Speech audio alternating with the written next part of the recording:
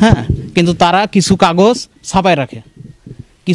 ছাপায় রাখে, অস্বীকার করে যে কাগজের জমিগুলো আমরা পাই নাই, কিন্তু আমরা জমির ডিটেলসে দেখা গেলে ওরা হয়তো বা খাচ্ছে, ওরা বিচ্ছে, এরকম করে জমি আছে। বিশ্বাসের ঘরে চপেটাঘাত, স্বার্থ হাসিলে ছাড় পায়নি প্রতিবন্ধীও। রংপুরের পীরগাছা উপজেলার আনন্দনগর রাজপল্লব এলাকার মৃত ফুলবাবুর ছেলে মোবারক মিয়া উপজেলা সাব রেজিস্ট্রি অফিসে প্রধান সহকারী পদে দীর্ঘদিন চাকরি করায় জমাজমি দলিলপত্র সম্পর্কে ছিল তার অগাধ জ্ঞান আর বুদ্ধির জোরে ভুয়া দলিল করে বসত ভিটে উচ্ছেদেরও চেষ্টা চালায় মোবারক মিয়া। জমির কথা বলতে গেলে মেরে ফেলার হুমকিও দেওয়া হয় বলে জানান এই প্রতিবন্ধী। 111 শতাংশ জমি, হ্যাঁ, কিন্তু তারা কিছু কাগজ ছাপায়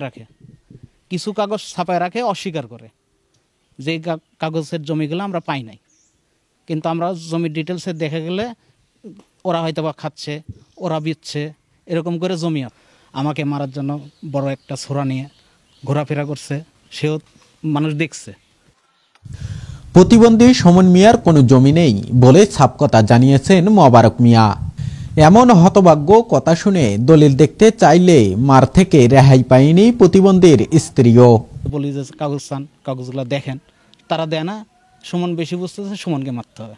হ্যাঁ, এই পর্যায়ে তারা মারার জন্য খুঁজছে, আমাকে মারার চেষ্টা করছে, মারতে পারে নাই। আমার সুমনদি আগে গেছে, সে মার খেয়েছে। হ্যাঁ, আমার ওয়াইফ মার খেয়েছে, মাথা ফাটছিল। একাধিকবার বিচার সালিশ করা হলেও দখলে ছাড়েনি মোবারক মিয়া।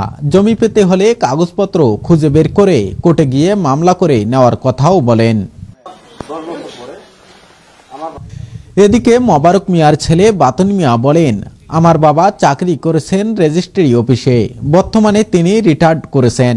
আমার বাবা কারো কোনো জমি আত্মসাৎ করেনি, বরঞ্চ আমার চাচারাই বেশি করে বিক্রি করে খেয়ে এখন আমাদের প্রতি মিথ্যা অপবাদ দিচ্ছেন। এটা দাবিটা সম্পূর্ণ মিথ্যা এবং বানোয়াট। আমাদের কাছে পেপারস আছে, আপনার পেপারস চাইলে আমি দিতে পারবো। প্রতিবন্ধী ও তার পরিবারের দাবি পৈতৃক সম্পত্তি ফিরিয়ে দেওয়ার। সুষ্ঠু বিচার চাই। আমি 50 বছর যাবৎ নির্যাতিত ছিলাম, এটার সুষ্ঠু বিচার চাই। আমরা এটার সুষ্ঠু সমাধান চাই। তাদের কাছে যখন আমরা জমি জমার হিসাব নিয়ে যাই, জমি জমার হিসাব যখন চাই, তারা আমাদেরকে সুষ্ঠু সমাধান দেয় না। তারা বলতেছে মামলা করার জন্য। যখন মামলার হুমকি নামকি করছে, তখন আমরা এই কাগজগুলো দেখছি, দলিল তুলি দেখি এগুলো ভুয়া। এখন আমরা এটার বিরুদ্ধে পদক্ষেপ নেব আইনগতভাবে। সরকারি চাকরি করে এবং তারা মানে এই বিষয়ে অভিজ্ঞ, এই জন্য ওরা এটা অনেক কিছু ঢাকার চেষ্টা করতেছে।